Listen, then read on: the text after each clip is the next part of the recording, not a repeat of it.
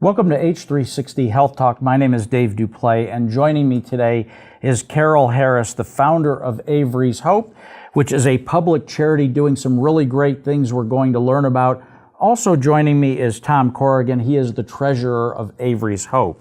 The main goal of Avery's Hope is to bring advocacy and awareness to those who are suffering with gastrointestinal disease.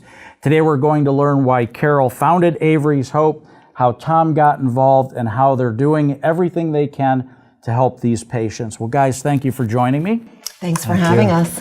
So, Caryl, I know a little about Avery's Hope from our discussion, and I know and find that people that I talk to, such as yourself, that start foundations, have a backstory or a personal reason for starting, whether it's a nonprofit, a public charity, whatever it happens to be, an advocacy organization for patients and caregivers. And I'm hoping you can share with us the backstory of Avery's Hope. Sure. About 4.5 years ago, my grandson was born, my very first grandson, and he wasn't thriving, wasn't doing well, and actually within 5 days of birth started to lose a tremendous amount of weight.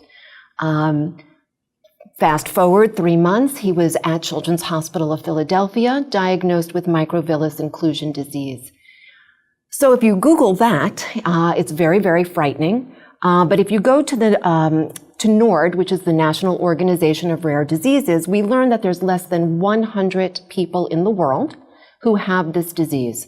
What? Say that again? Less than 100 people in the world. Wow. Yeah. So we're talking not just rare, but extremely rare.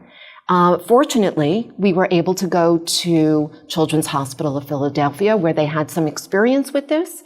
And as soon as he arrived there at 3 months, they were able to go right into a protocol to help him start to thrive and to live his life. Now, so Avery's born, and mothers and children have almost a one-day hospital stay anymore, right? Right. So the mother gives birth, and if everything's good, they go home. So Avery was home. You said it was about 5 days. About 5 days. He was home. They rushed him to the hospital when he was not doing well at all.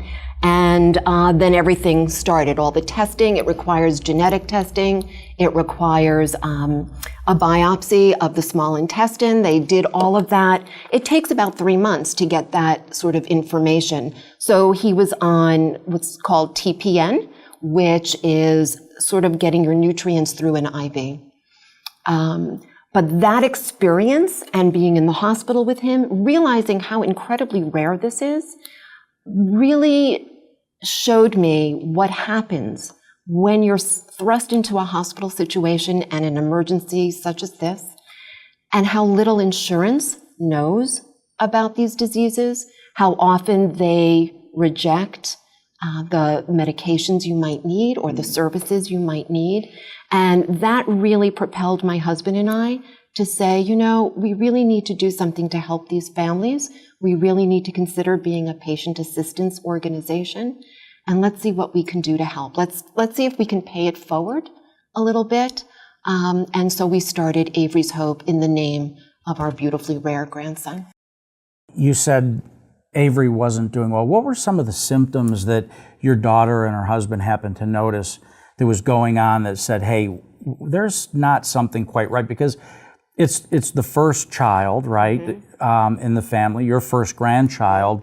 And I know, when my son was born, he's our oldest. And the parents are, it's like the first child gets a lot, and then the second child, well, the pacifier falls and it doesn't get sterilized anymore. You kind of wipe it off on your shirt, stick it back in their mouth. Right. What were some of the signs that your daughter and her husband happened to notice? So it was actually my son and my then daughter-in-law. The things that they noticed immediately was that he had constant diarrhea, was not interested in eating, and the fontanelle on the top of his head was very sunken. And every day he seemed to be smaller than on the day he was born. Yeah. But he really wouldn't eat. That was the biggest notice. And so they rushed him to the hospital. The local hospital had never seen anything really like that. Yeah.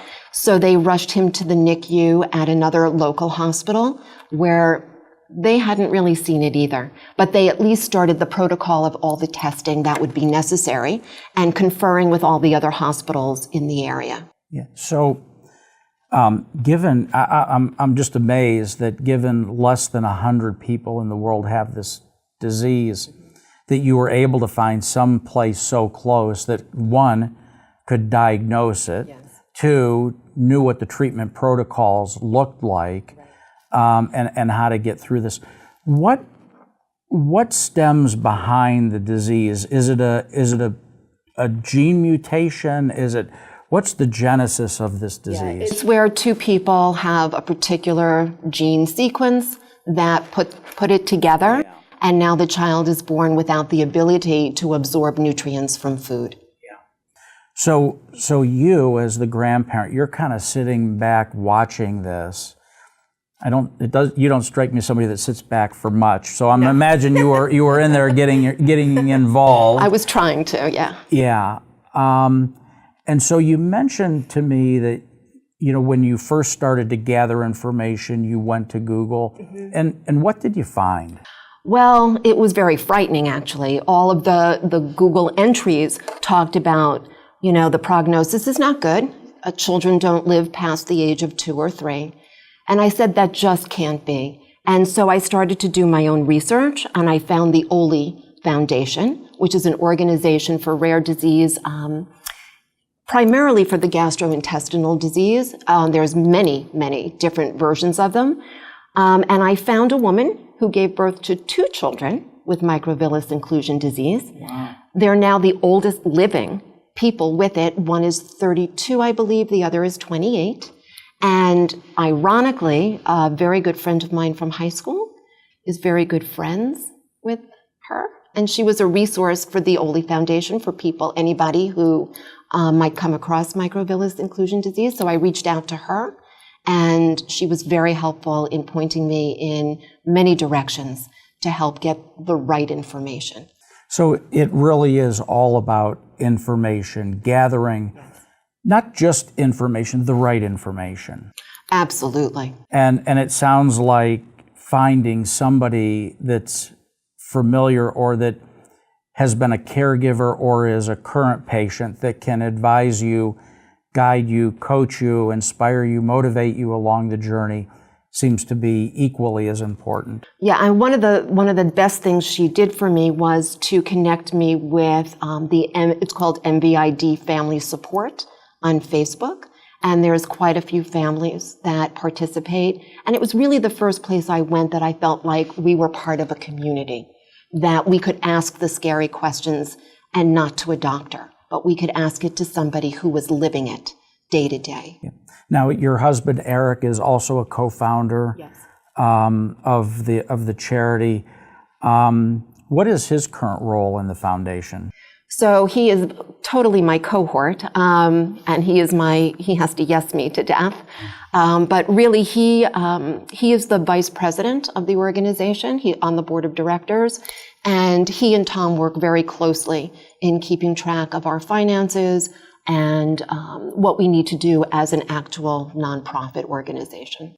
So I'm assuming, like most people I talk to, that, as I mentioned, start foundations or charities or nonprofits for a personal reason. I'm assuming you had no background in how to do this. No, not at all, to be very honest.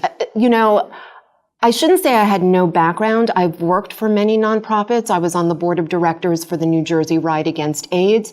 So I had seen how an organization such as that fundraised, how they did advocacy. I saw it once the organization had already been built and was already, beyond its infancy. So that was helpful. My husband has always worked for nonprofits, but he also had never actually started an organization. So we were very fortunate. We found an attorney, a pro bono attorney, who sat with me for a very long time and really helped us get on our way. We made plenty of mistakes, but it didn't matter. We were moving forward. Now, when you looked across the landscape of charities and organizations that help people, and especially people diagnosed with rare disease, what was the gap that you saw? you looked across and you must have said, there's something still missing that Avery's Hope is going to fill. You know, it's funny that you asked that question. Very often people ask, you know, why did you choose patient advocacy over raising money for research? And it all came down to one day when Avery was in hospital and he needed a very specific blood test. And their insurance would not cover having it done in the hospital. They had to take this child hooked up to an IV and a feeding tube and go downtown, get into a cab, go downtown to wherever the blood, whatever laboratory their insurance would cover, and have the blood work done there. And it was at that moment that I thought, there has to be a better way. We need to be able to offer financial assistance to people who their insurance just does not cover what they need. It seems to me if it happened to Avery and to my son and daughter-in-law, then it's happening across the board to so many people. And we wanted to make a difference in those people's lives so nobody had to get into a cab with such a sick child. So fundraising to raise money for research is one thing, but there's going to be a lot of people that watch this episode that are wondering, what does the term advocacy really mean? Okay. So what we have done is connected with other organizations like Global Genes, the mighty Courageous Parents Network. The idea is to create a community, share information. Not only that, but take that information, bring it to Washington.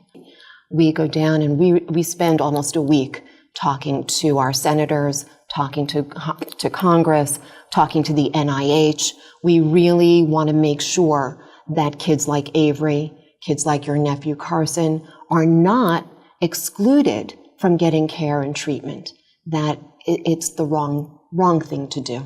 Yeah, and what a great segue, Tom.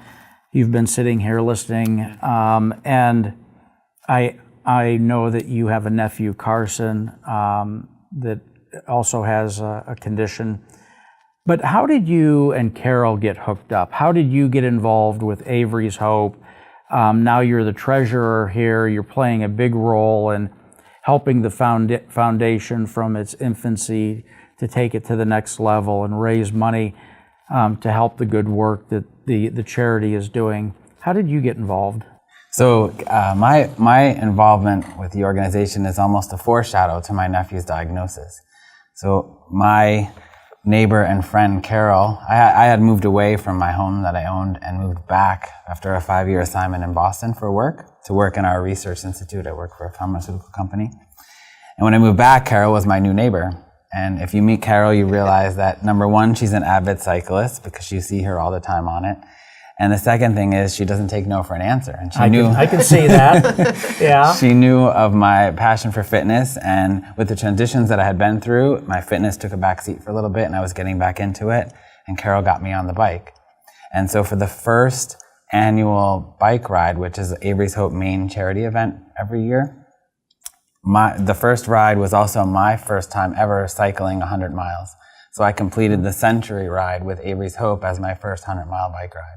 And I know this event takes place in the fall, which I think is a good, when you're biking 5 miles, quite frankly, in August in New Jersey or Pennsylvania, it can get warm. So it's a good thing you have it in September, is that right? September 13 and 14, I believe? 14th and 15th. It's a 2-day event. Mm-hmm. Okay. Well, guys, thank you so much for joining me today. The work you're doing means so much to so many. I want to thank you once again, and I look forward to keeping track of all the fundraising you're doing, participating in your organization, and learning more about it as we go forward. Thanks so much. Thanks, Steve.